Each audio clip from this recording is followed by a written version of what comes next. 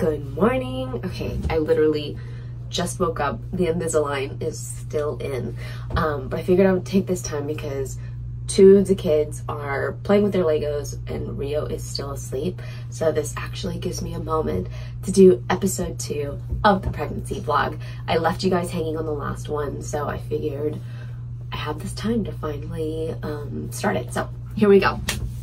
The last time we left off, there was a really big pregnancy scare, and basically what happened, I wasn't doing anything strenuous. I was literally just cooking in the kitchen. I wasn't stressed, nothing.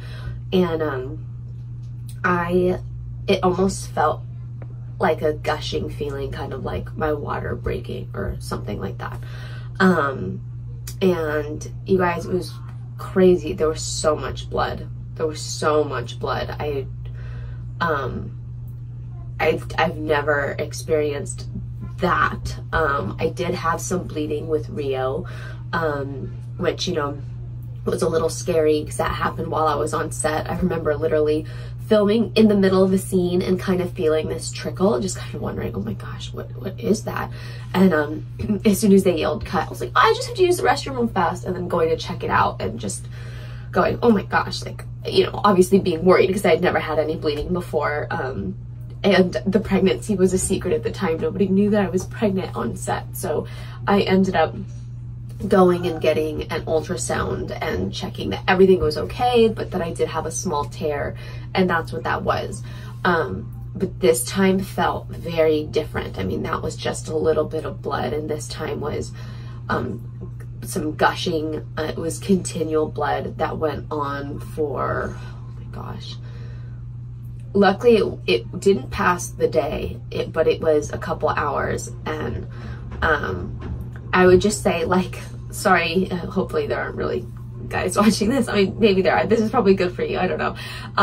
But I would say it was like equivalent to like 7 periods. It was just nuts. And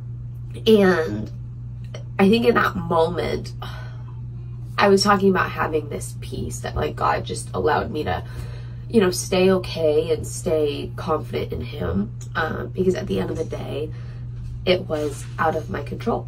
It was out of all of our control. There was nothing that we could do. And thank God for my amazing support system with my family. They're just, my husband is so great, and my kids are so stinking cute. So I immediately called my doctor who delivered Ocean. His name is Dr. Paul Crane. He is a close family friend. Even though he lives in California and he hasn't delivered any of my other babies, I just trust and value his opinion so much. So I called him, and he was so sweet. He answered right away and just really talked me through what it could be, but just remained very hopeful. And I, at the time, didn't have a doctor here in Florida yet, because the goal was to have this baby back home on Maui. So we figured, okay, we are going to be on the boat, get our boat stuff done, and then go back home to Maui to deliver our baby at home. So I wasn't quite yet in the search of a midwife. Like, I was in talks, but I hadn't like made an official decision. And then this happened.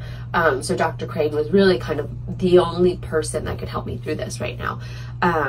So I made a few phone calls to see where I could get in to get an ultrasound, because I needed to get an ultrasound ASAP. But obviously this is happening in the evening. Everything is closed. So I didn't get a phone call back until the next morning. And then I wasn't able to be seen for, I think, like a day and a half after that. So I literally just had to sit and wait for these almost 3 days. And that was the hardest part.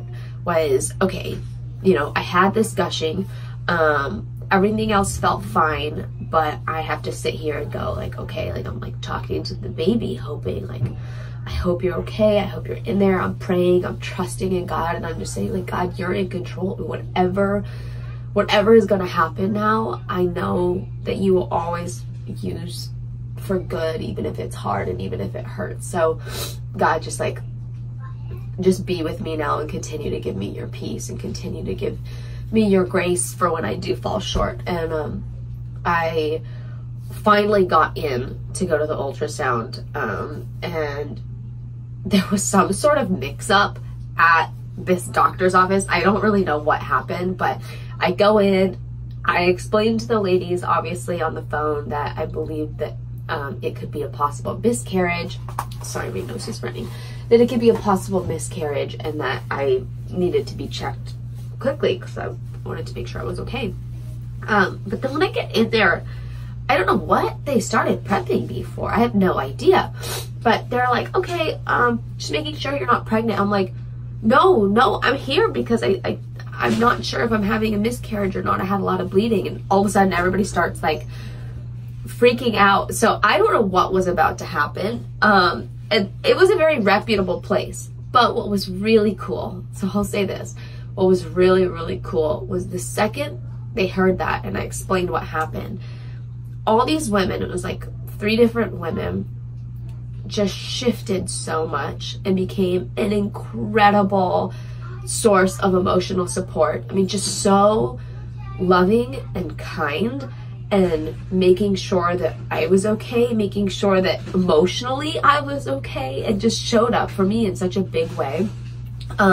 Because of how these like places work, I guess with insurance or whatever, like they don't have ultrasounds in this room. You have to schedule separate ultrasound, whatever.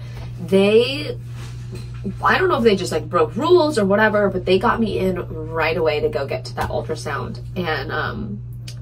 And when I went in there, you could just tell like everybody was kind of holding their breath, because, you know, they have to be the one to deliver like what's going on. So the first thing they check is all the bleeding, and there was still a bunch of blood in there. It hadn't yet come out anymore, but there was a bunch of blood in there, so old blood.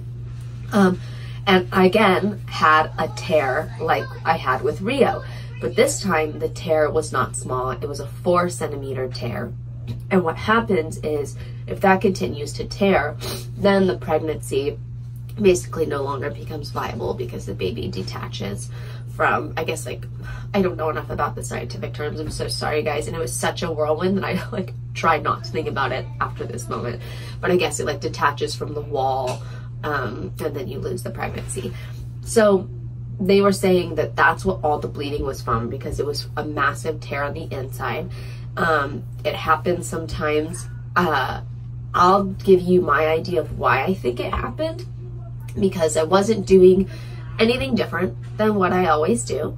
And, you know, if I take anything from even the first time that I had this tear, I was literally just walking on set in the middle of a scene, and then that's when I got a crazy tear. So, basically they checked that the tear was like the blood was from the little tear, or the 4-centimeter tear or whatever. And then they checked the baby, and that was wild. I didn't realize how stressed I was about whether or not our baby was okay until that moment, because when we saw a heartbeat and we saw that our baby was totally fine, there was just like such a relief. Like the whole room was like, like you could just breathe. It was also the first time that I just kind of like let loose and started crying a little bit, because even earlier I had just held back so many emotions, not just to be strong, but to just like get through those few days until we could figure out what was happening. Like, you know, I didn't want to mourn something that I was hopeful would be okay. So I wasn't going to mourn. I also didn't want to be overly joyful in case that this season was over for me and my pregnancy. So there were just a lot of weird feelings that I couldn't quite, you know, have.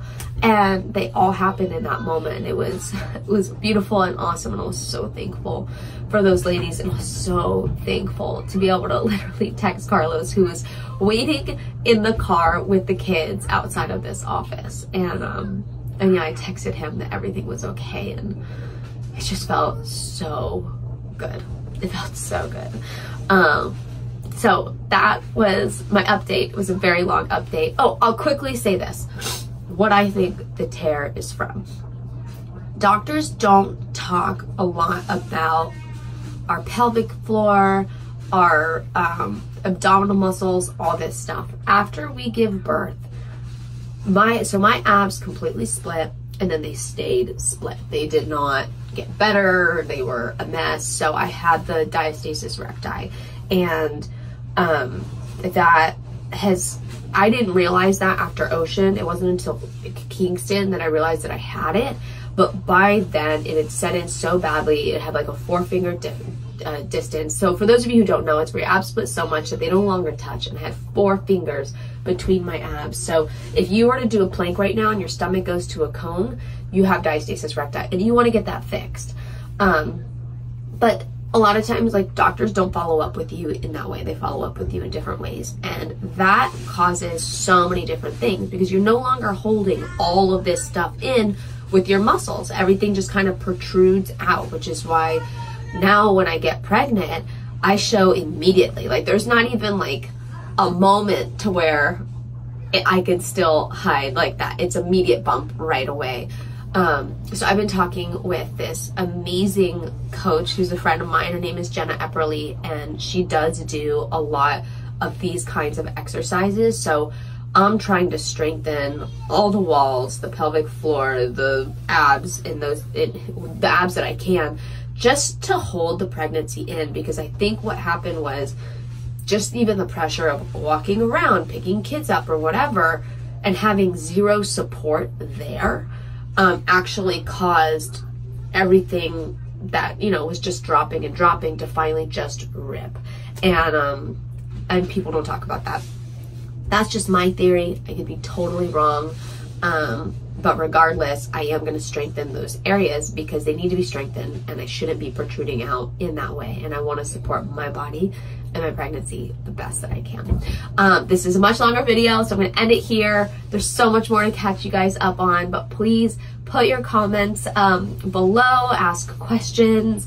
I will be doing follow-up videos and do what I can to just share this journey and share any sort of advice that has helped me out along the way. Love you guys. Bye.